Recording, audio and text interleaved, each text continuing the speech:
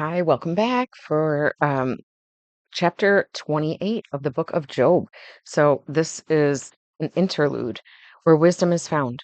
There is a mine for silver and a place for gold where gold is refined. Iron is taken from the earth and copper is smelted from ore.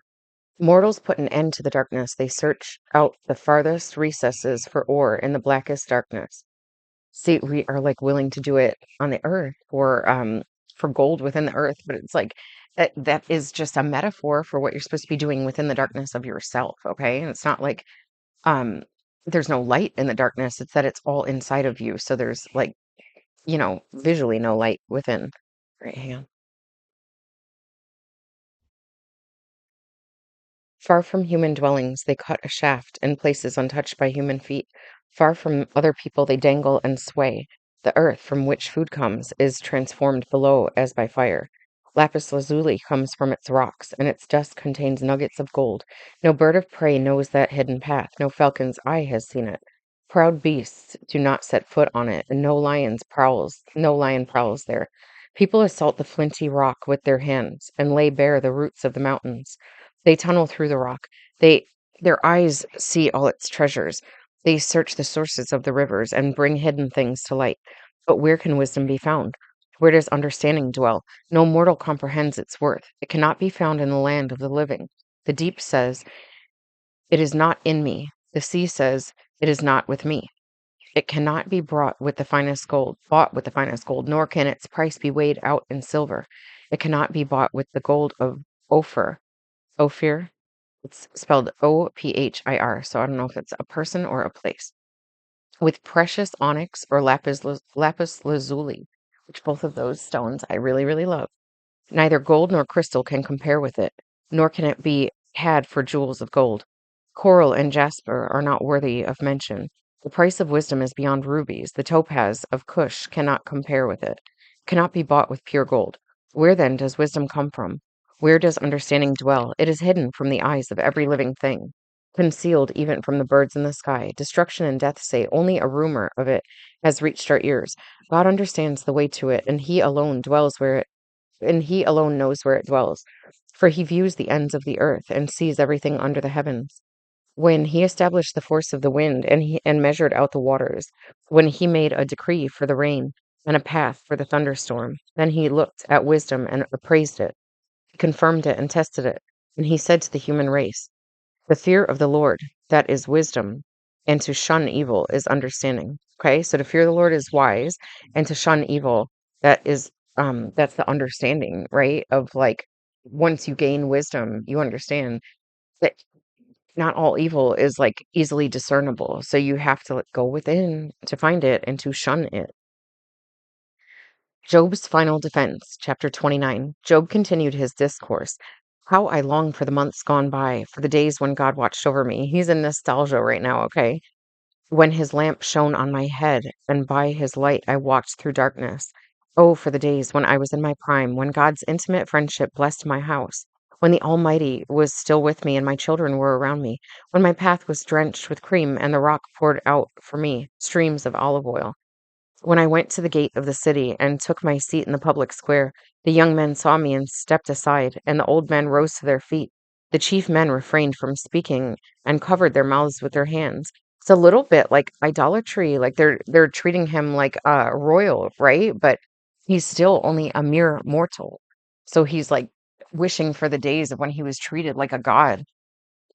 And I guess he deserved it from what the story says, but the voices of the nobles were hushed, and their tongues stuck to the roof of their mouths. Whoever heard me spoke well of me, and those who saw me commended me, because I rescued the poor who cried for help, and the fatherless who had none to assist them. The one who was dying blessed me. I made the widow's heart sing. I put on righteousness as my clothing. Justice was my robe and my turban. I, I was eyes to the blind and feet to the lame. I was a father to the needy. I took up the case of the stranger. I broke the fangs of the wicked and snatched the victims from their teeth. So he's doing that thing where people do when they're like, "Why is life so hard for me? I did all these things." It's like, yeah, but that's the past and this is the present, and you can't see from the perspective of all eyes and minds and hearts of what you look like to them. So your thoughts about yourself are really sort of like um they're not that important, okay? It's like what you do with every step that you take that's important. I thought, I will die in my own house, my days as numerous as the grains of sand. My roots will reach to the water, and the dew will lie all night on my branches. My glory will not fade. The bow will be ever new in my hand. The bow, okay, I think. People listened to me expectantly, waiting in silence for my counsel. After I had spoken, they spoke no more. My words fell gently on their ears. They waited for me as for showers, and drank in my words as the spring of rain, or the spring rain. I would have to say then that he was speaking the words of like Jesus through him or God through him. Okay. And so that's why it's so important that when you're in hard times that you still continue to allow the word of God to speak through you, or people are not going to believe that you are true to your core beliefs. When I smiled at them, they scarcely believed it. The light of my face was precious to them. It just sounds like such a narcissist. I chose the way for them and sat as their chief. I dwelt as a king among his troops. I was like one who comforts mourners. Chapter 30. But now they mock me, men younger than I, whose fathers I would have disdained to put with my sheepdogs. Of what use was the strength of their hands to me, since their vigor had gone from them? Haggard from want and hunger, they roamed the parched land in desolate wastelands at night. In the brush, they gathered salt herbs. Oh, hang on, I got sticky pages. And their food was the root of the broom bush. They were banished from human society, shouted at as if they were thieves. They were forced to live in the dry stream beds, among the rocks, and in holes in the ground. They brayed among the bushes and huddled in the undergrowth, a base and nameless brood. They were driven out of the land. But he doesn't know what's in those people either. He's like just judging them. And now those young men mock me in song. But he was just judging them negatively without knowing their heart. Okay. I have become a byword among them. They detest me and keep their distance. They do not hesitate to spit in my face. Now that God has unstrung my bow and afflicted me, they throw off restraints in my presence. On the right, the tribe attacks. They lay snares at my feet. They build their siege ramps against me. They break up my road. They succeed in destroying me. No one can help him, they say. They advance as through a gaping breach. Amid the ruins, they come rolling in. Terrors overwhelm me. My dignity is driven away as by the wind. My safety vanishes like a cloud. I'm wondering, like, is this just all in his mind? Like, how much time has passed through all this? Is he really experiencing this in the world? Because it doesn't sound like that much time has passed. It sounds like it's just been days where he's been staying at his residence, and then his 3 friends came to visit him. But, I don't know. Is this his, like, view of how the world sees him now, or is this actually happening? And now my life ebbs away. Days of suffering grip me. Night pierces my bones. My gnawing pains never rest. In his great power, God becomes like clothing to me. He binds me like the neck of my garment. He throws me into the mud, and I am reduced to dust and ashes. I cry out to you, God, but you do not answer. I stand up, but you merely look at me. You turn on me ruthlessly. With the might of your hand, you attack me. You snatch up, you snatch me up and drive me before the wind. You toss me about in the storm. I know you will bring me down to death, to the place appointed for all the living. And again, he's judging God right now, too. He's like trying to determine that what God is doing is bad for him, and he's saying God's ignoring him and all this other stuff. Surely no one lays a hand on a broken man when he cries for help in his distress. Have I not wept for those in trouble? Has not my soul grieved for the poor? Yet when I hoped for good, evil came. When I looked for light, then came darkness. The churning inside of me never stops. Days of suffering confront me. I go about blackened, but not by the sun. I stand up in the assembly and cry for help. I have become a brother of jackals, a companion of owls. Well, that would be good because they're wise. My skin grows black and peels. My body burns with fever. My lyre is tuned to mourning. A lyre is an instrument. And my pipe to the sound of wailing. Chapter 31. I made a covenant with my eyes not to look lustfully at a young woman. For what is our lot from God above, our heritage from the Almighty on high? Is it not ruin for the wicked, disaster for those who do wrong? Does he not see my ways and count my every step? If I have walked with falsehood, or my foot has hurried after deceit, let God weigh me in honest scales, and he will know that I am blameless. If my steps have turned from the path, if my heart has been led by my eyes, or if my hands have been defiled, then may others eat what I have sown, and may my crops be uprooted. If my heart has been enticed by a woman, or if I have lurked at my neighbor's door, then may my wife grind another man's grain, and may other men sleep with her. It's terrible. For that would have been wicked, a sin to be judged. It is a fire that burns to destruction. It would have uprooted my harvest.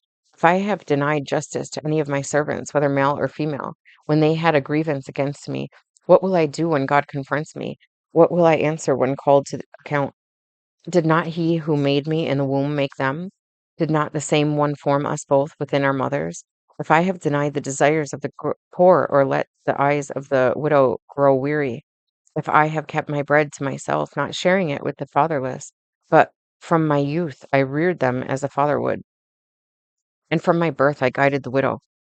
If I have seen anyone perishing for lack of clothing, or the needy without garments, and their hearts did not bless me for warming them with the fleece from my sheep, if I have raised my hand against the fatherless, knowing that I had influence in court, then let my arm fall from my shoulder.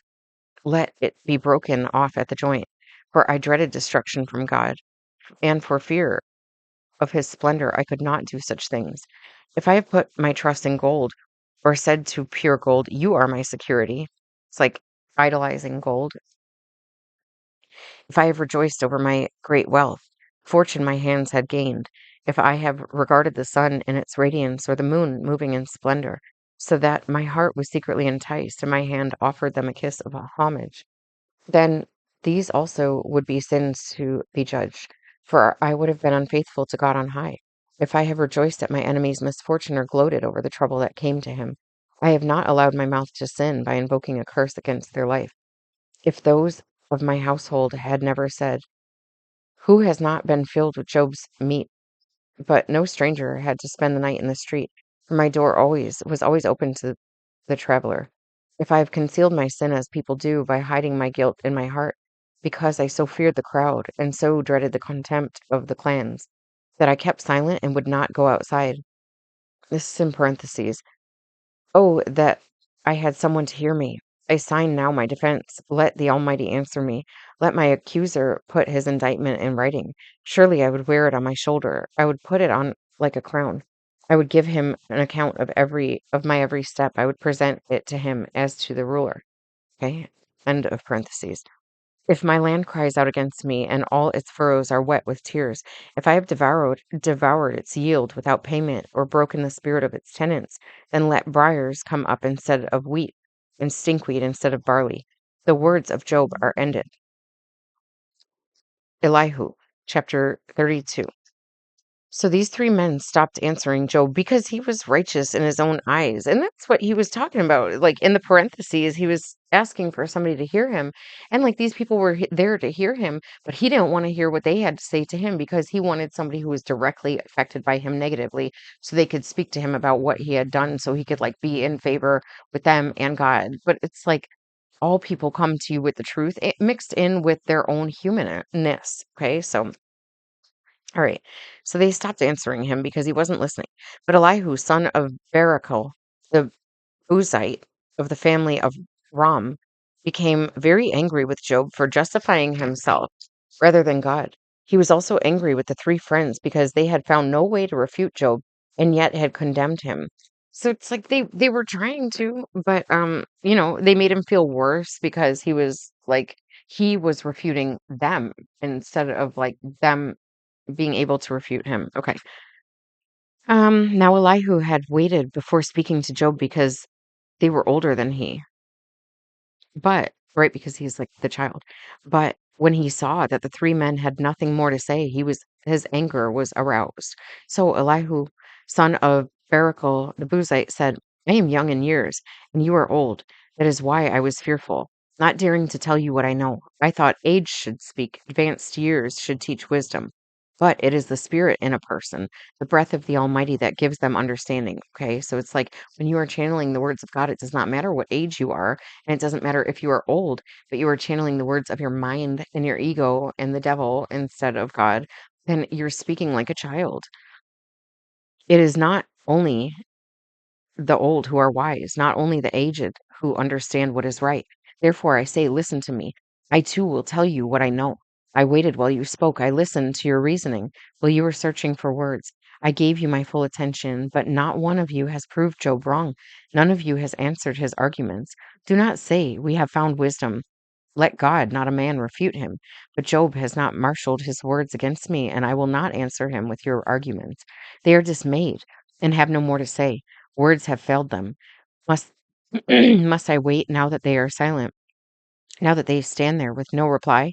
I too will have my say. I too will tell what I know. For I am full of words, and the spirit within compels me. Inside I am like bottled up wine, like new wineskins ready to burst. I must speak and find relief. I must open my lips and reply. I will show no partiality, nor will I flatter anyone. For if I were skilled in flattery, my Maker would soon take me away. Chapter 33. But now, Job, listen to my words. Pay attention to everything I say. I am about to open my mouth. My words are on the tip of my tongue. My words come from an upright heart. My lips sincerely speak what I know. The Spirit of God has made me. The breath of the Almighty gives me life. Answer me then if you can. Stand up and argue your case before me. I am the same as you in God's sight. I too am a piece of clay. No fear of me should alarm you, nor should my hand be heavy on you. But you have said in my hearing, I heard the very words. I am pure, I have done no wrong, I am clean and free from sin. Yet God has found fault with me. He considers me his enemy. He fastens me my feet in shackles. He keeps close watch on all my paths. But I tell you, in this you are not right, for God is greater than any mortal. Yet do you complain to him that he responds to no one's words? For God does speak. No, now one way, now another, though no one perceives it, in a dream, in a vision of the night. When deep sleep falls on people as they slumber in their beds, he may speak in their ears and terrify them with warnings, do to turn them from wrongdoing and keep them from pride, to preserve them from the pit, their lives from perishing by the sword. Or someone may be chastened bed of pain, on a bed of pain, with constant distress in their bones, so that their body finds food repulsive and their soul loathes the choicest meal. Their flesh wastes away to nothing, and their bones, once hidden, now stick out. They draw near to the pit, and their life to the messengers of death. Yet, if there is an angel at their side, a messenger, one out of 1,000 sent to tell them how to be upright, he is gracious to that person and says to God, spare them from going down to the pit. I have found a ransom for them. Let their flesh be renewed like a child's. Let them be restored as in the days of their youth. Then that person can pray to God and find favor with him. They will see God's face and shout for joy. He will restore them to full well being, and they will go to others and say, I have sinned, I have perverted what is right, but I did not get what I deserved. God has delivered me from going down to the pit, and I shall live to enjoy the light of life. God does all these things to a person twice, even 3 times, to turn them from the pit, that the light of life may shine upon them. Pay attention, Job, and listen to me speak. Be silent, and I will speak. If you have anything to say, answer me. Speak up, for I want to vindicate you. But if not, then listen to me. Be silent, and I will teach you wisdom. Chapter 34. Then Elihu said, hear my words, you wise men. Listen to me, you men of learning. For the ear tests words as the tongue tastes foods. Let us discern ourselves what is right. Let us learn together what is good. Job says, I am innocent, but God denies me justice. Although I am right, I am considered a liar. Although I am guiltless, his arrow inflicts an incurable wound. Is that anyone like Job? Is there anyone like Job who drinks scorn like water? He keeps company with evildoers. He associates with the wicked. For he says, there is no profit in trying to please God. So listen to me, you men of understanding. Far be it from God to do evil, for the Almighty to do wrong. From the Almighty to do wrong, he repays everyone for what they have done. He brings on them what their conduct deserves. It is unthinkable that God would do wrong, that the Almighty would pervert justice. Who appointed him over the earth? Who appointed him in charge of the whole world? If it were his intention and he withdrew his spirit and breath, all humanity would perish together and mankind would return to the dust. If you have understanding, hear this. Listen to what I say. Can someone who hates justice govern? Will you condemn the just and mighty one Is he not the one who says to kings, "You are worthless," and to nobles, "You are wicked," who shows no partiality to princes and does not favor the rich over the poor? For they are all the work of his hands. They die in an instant in the middle of the night. People are shaken and they pass away. The mighty are removed without human hand. His eyes are on the ways of mortals. He sees their every step. There is no deep shadow, no utter darkness, where evildoers can hide. God has no need to examine people further, that they should come before him for judgment. Without inquiry, he shatters the mighty and sets up others in their place. Because he takes notes of their deeds, he overthrows them in the night, and they are crushed. He punishes them for their wickedness, where everyone can see them, because they turned from following him and had no regard for any of his ways. They caused the cry of the poor to come out before him, so that he heard the cry of the needy. But if he remains silent, who can condemn him? If he hides his face, who can see him? Yet he is over individual and nation alike, to keep the godless from ruling, from laying snares for the people. Suppose someone says to be God, "I am guilty," but will offend no more. Teach me what I cannot see. If I have done wrong, I will not do so again. Should God then reward you on your terms, right? It's like, should he reward you on your words before your actions? When you refuse to repent, you must decide, not I. So tell me what you know. Men of understanding declare, wise men who hear me say to me, Job speaks without knowledge. His words lack insight. Oh, that Job must be tested to the utmost for answering like a wicked man. To his sin he adds rebellion. Scornfully he claps his hand among us and multiplies the word against God. Chapter 35. Then Elihu said, Do you think this is just? Oh, say I am in the right, not God. Yet you ask him, What profit is it to me, and what do I gain by not sinning? I would like to reply to you and to your friends with you. Look up at the heavens and see, gaze at the clouds so high above you. If you sin, how does that affect him? If your sins are many, what does that do to him? If you are righteous, what do you give to him? Or what does he receive from your hand? Your wickedness only affects humans like yourself, and your righteousness only other people. People cry out under a load of oppression. They plead for relief from the arm of the powerful. But no one says, Where is God my Maker, who gives songs in the night, who teaches us more than he teaches the beasts of the earth, and makes us wiser than the birds in the sky? He does not know when people cry out because of their arrogance of the wicked. Indeed, wait, yeah, he does. Well, oh, I'm sorry. He does not answer when people cry out because of the arrogance of the wicked. Indeed, God does not listen to their empty plea. The Almighty pays no attention to it. How much less, then, will he listen when you say that you do not see him, that your case is before him, and you must wait for him? And further, that his anger never punishes, and he does not take the least notice of wickedness. So Job opens his mouth with empty talk, without knowledge. He multiplies words. He's just like talking, right? He's like talking without the knowledge that he previously had when he was like worshiping God, right? And now he's like worshiping his ego, basically.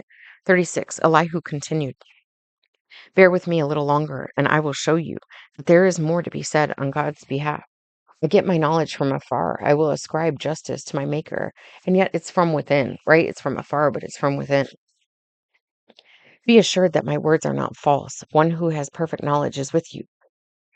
God is mighty, but despises no one. He is mighty and firm in his purpose. He does not keep the wicked alive, but gives the afflicted their rights. He does not take the eyes off the righteous. He enthrones them with kings and exalts them forever. But if people are bound in chains, held fast by cords of affliction, he tells them what they have done, that they have sinned arrogantly. He makes them listen to correction and commands them to repent of their evil. If they obey and serve him, they will spend the rest of their days in prosperity and their years in contentment. But if they do not listen, they will perish by the sword and die without knowledge. The godless in heart harbor resentment. Even when he fetters them, they do not cry for help. They die in their youth among male prostitutes of the shrines. But those who suffer, he delivers in their suffering. He speaks to them in their affliction. He is wooing you from the jaws of distress to a spacious place free from restriction, to the comfort of your table laden with choice food. But now you are laden with the judgment do the wicked. Judgment and justice have taken hold of you. Be careful that no one entices you by the riches. Do not let a large bribe turn you aside. And that's what I was saying. He was like judging God and judging like his friends who came to visit him and judging what he has done in life and judging people that he thought less of. You know, would your wealth or even all your mighty efforts sustain you so you would not be in distress? Do not long for the night to drag people away from their homes. Beware of turning to evil, which you seem to prefer to affliction. God is exalted in his power, who is a teacher like him, who who has prescribed his ways for him, or said to him, "You have done wrong." Remember to extol his work, which people have praised in song. All humanity has seen it. Mortals gaze on it from afar. How great is God beyond our understanding! The number of his years is past finding out. He draws up the drops of water which distill as rain to the streams. The clouds pour down their moisture, and abundant showers fall on mankind. And he had said earlier, like God determined the like amount of water. And I never really thought about that, but I have thought about like energy is not created nor destroyed, it's transmuted. And water is one of those things. It's like you can never create more water or destroy it. It just goes through its cycle. So there was a determined amount of water upon the earth, right? And they say that the moon has situated itself near the earth to help to calm the seas so that they don't overtake the earth, because then no life could be sustained if it was constantly being washed over. So, anyway, who can understand how he spreads out the clouds, how he thunders from his pavilion? See how he scatters his light about him, bathing the depths of the sea. This is the way he governs the nations and provides food in abundance. He fills his hand with lightning and commands it to strike its mark. His thunder announces the coming storm. Even the cattle make known its approach, right? So when there's a storm, cattle respond to it. And I would have to say that lightning is something of a natural electricity, because, like, the earth is made of crystals. It's made of a crystalline structure. If you think of granite and things like that, and all the stones of the earth, um, and then when you apply pressure to them or electricity to them, like lightning, it like creates an energy within it. So I do think that lightning is just sort of this natural um energetic flash that happens to keep energy and magnetism moving within the earth. Okay. So it's not like because God hates you or something like that that your land is destroyed or you get struck by lightning. It's just that it's just what's going on. All right. 37. At this, my heart pounds and leaps from its place. Listen, listen to the roar of his voice, to the rumbling that comes from his mouth. He unleashes his lightning beneath the whole heavens and sends it to the ends of the earth. After that comes the sound of his roar, which is the thunder, right? He thunders with his majestic voice. When his voice resounds, he holds nothing back. God's voice thunders in marvelous ways. He does great things beyond our understanding. He says to the snow, "Fall on the earth," and to the rain shower, "Be a mighty downpour," so that everyone he has made may know his work. He stops all people from their labor. The animals take cover. They remain in their dens, right? We're not supposed to freaking work in the rain and stuff like that when it's dangerous. The tempest comes out from its chamber, the cold from the driving winds, the breath of God produces ice, and the broad waters become frozen. He loads the clouds with moisture, he scatters his lightning around them. At his direction, they swirl around over the face of the whole earth to do whatever he commands them. He brings the clouds to punish people or to water his earth and show his love. Listen to this, Job. Stop and consider God's wonders. Do you know how God controls the clouds and makes his lightning flash? Do you know how the clouds hang poised? Those wonders of him who has perfect knowledge?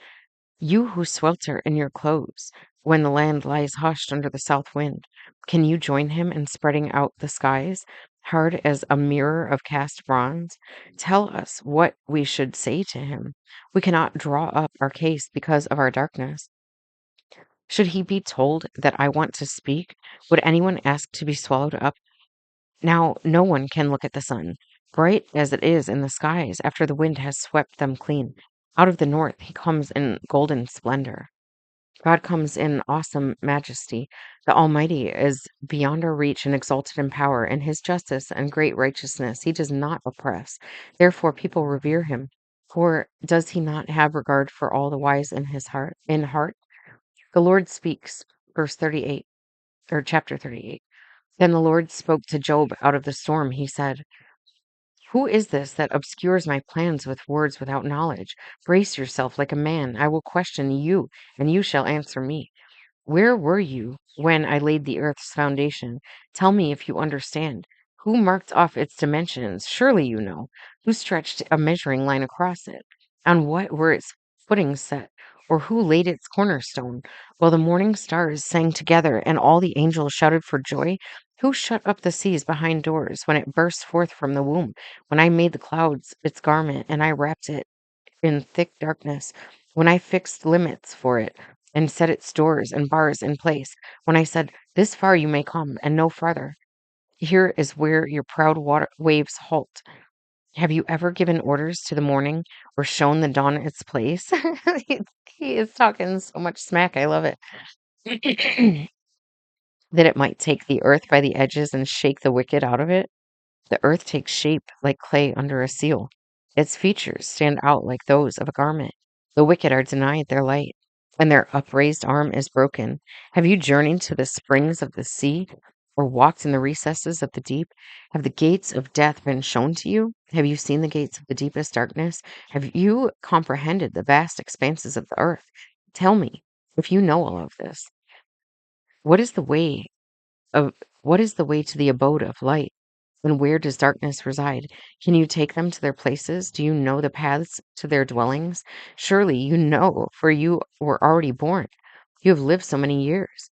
Have you entered the storehouses of snow, or seen the storehouses of hail, which I reserved for times of trouble, for days of war and battle? What is the way to the place where the lightning is dispersed, or the place where the east winds are scattered over the earth? Who cuts a channel for the torrents of rain and a path for the thunderstorm, to water a land where no one lives, or uninhabited desert, to satisfy a desolate wasteland and make it sprout with grass? Does the rain have a father? Who fathers the drops of dew? From whose womb comes the ice? Who gives birth to the frost from the heavens? When the water becomes hard as stone, when the surface of the deep is frozen, can you bind the chains of the Pleiades? Can you loosen Orion's belt? Can you bring forth the constellations in their seasons, or lead out the bear with its cubs? Do you know the laws of heavens? Can you set up God's dominion over the earth? Can you raise your voice to the clouds and cover yourself with a flood on water? Do you send the lightning bolts on their way? Do they report to you? Here we are. Who gives the ibis wisdom, or gives the rooster understanding? Who has the wisdom to count the clouds? Who can tip over the water jars of the heavens when the dust becomes hard and the clods of earth stick together? Do you hunt the prey for the lioness and satisfy the hunger of the lions when they crouch in their dens or lie in wait in a thicket? Who provides food for the raven when its young cry out to God and wander about for lack of food? It's just- This is awesome. Thank you, God. You're awesome. 39. Do you know when the mountain goats give birth? Do you watch when the doe bears her fawn? Do you count the months till they bear? Do you know the time they give birth? They crouch down and bring forth their young. Their labor pains are ended. Their young thrive and grow strong in the wilds. They leave and do not return. Who let the wild donkey go free? Who untied its ropes? I give it the wasteland as its home, the salt flats as its habitat. It laughs as the commotion in the town it laughs at the commotion in the town. It does not hear a driver's shout. It ranges the hills for its pastures and searches for any green thing. Will the wild ox consent to serve you? Will it stay by your manger at night? Can you hold it to the furrow with a harness? Will it till the valleys behind you? Will you rely on it for its great strength? Will you leave your heavy work to it? Can you trust it to haul in your grain and bring it to your threshing floor? The wings of the ostrich flap joyfully, though they cannot compare with the wings and feathers of the stork. She lays her eggs on the ground and lets them warm in the sand, unmindful that a foot may crush them, that some wild animal may trample them. She treats her young harshly as if they were not hers. She cares not that her labor was in vain, for God did not endow her with wisdom or give her a share of good sense. Yet, when she spreads her feathers to run, she spreads at horse and rider, or she laughs at horse and rider. Do you give the horse its strength or clothe its neck with a flowing mane? Do you make it leap like a locust, striking terror with its proud snorting? It paws fiercely, rejoice, rejoicing in its strength, and charges into the fray. It laughs at fear, afraid of nothing. It does not shy away from the sword. The quiver rattles against its side along with the flashing spear and lance. In frenzied excitement, it eats up the ground. It cannot stand still when the trumpet sounds. At the blast of the trumpets, it snorts, aha! It catches the scent of battle from afar, the shout of commanders, and the battle cry. Does the hawk take flight by your wisdom and spread its wings towards the south? Does the eagle soar at your command and build its nest on high? It dwells on a cliff and stays there at night. A rocky crag is its stronghold. From there it looks for food. Its eyes detect it from afar. Its young ones feast on blood, and where the slain are, there it is. Chapter 40. The Lord says to Job, will the one who contends with the Almighty correct him? Let him who accuses God answer him. Then Job answered the Lord, I am unworthy. How can I reply to you? I put my hand over my mouth. I spoke once, but I have no answer. Twice, but I will say no more. Then the Lord spoke to Job out of the storm. Brace yourself like a man. I will question you, and you shall answer me. Would you discredit my justice? Would you condemn me to justify yourself? Do you have an arm like God's? You can your vo- and can your voice thunder like his? Then adorn yourself with glory and splendor, and clothe yourself in honor and majesty. Unleash the fury of your wrath. Like all, look at all who are proud and bring them low. Look at all who are proud and humble them. Crush the wicked where they stand. Bury them in all the dust together. Shroud their faces in the grave. And then I myself will admit to you that your own right hand can save you. Look at Behemoth, which I made along with you, and which feeds on grass like an ox. What strength it has in its loins, what power in the muscles of its belly. Its tail sways like a cedar, the sinews of its thighs are close knit, its bones are tubes of bronze, its limbs like rods of iron. It ranks first among the works of God, yet its maker can approach it with his sword. The hills bring it their produce, and all the wild animals play nearby. Under the lotus plants it lies, hidden among the reeds in the marsh. The lotuses conceal it in their shadow. The poplars by the stream surround it. A raging river does not alarm it. It is secure, though the Jordan should surge against its mouth. Can anyone capture it by the eyes or trap it and pierce its nose? Chapter 41. Can you pull in Leviathan with a fishhook or tie down its tongue with a rope? Can you put a cord through its noose or pierce its jaws with a hook? Will it keep begging you for mercy? Will it speak to you with gentle words? So I don't know what the behemoth is, but the Leviathan, I think, is like an underwater. These are sort of like mythological creatures that God is talking about that He created, but you cannot see them, right? He's saying where they exist, but you can't see them and you do not have the power over them. You cannot like fish up the Leviathan like you can a freaking trout. All right. Will it keep begging you for mercy? Will it speak to you with gentle words? Will it make you an agreement? Will it make an agreement with you for you to take it as your slave for life? Can you make a pet of it like a bird or put it on a leash for the young woman in your house? Will traders barter for it? Will they divide it up among the merchants? So like a fish, right? Like can you sell it? Can you fill its hide with harpoons or its head with fishing spears? If you lay a hand on it, will you remember the struggle and never do it again? Probably not. You will probably not survive it. And any hope of subduing it is false. The mere sight of it is overpowering. No one is fierce enough to rouse it. Who then is able to stand against me? Who has a claim against me that I must pay? Everything under heaven belongs to me. I will not fail to speak of Leviathan's limbs, its strength and its graceful form. Who can strip off its outer coat? Who can penetrate its double coat of armor? Who dares open the doors of its mouth, ringed with its fearsome teeth? Its back has rows of shields, tightly sealed together. Each is so close to the next that no air can pass between. They are joined fast to one another. They cling together and cannot be parted. Its snorting throws out flashes of light. Its eyes are like rays of dawn. Flames stream from its mouth. Sparks of fire shoot out. Smoke pours from its nostrils as from a boiling pot. over burning reeds. Its breath sets coals ablaze and flames dart from its mouth. Strength resides in its neck. Dismay goes before it. The folds of its flesh are tightly joined. They are firm and immovable. Its chest is hard as a rock, hard as a lower millstone.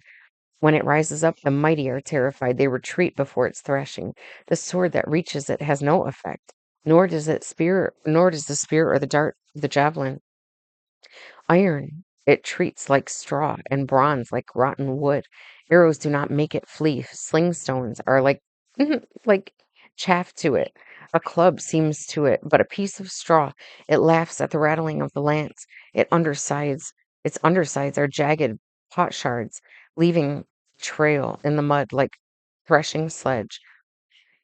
It makes the depths churn like a boiling cauldron, and stirs up the sea like a pot of ointment.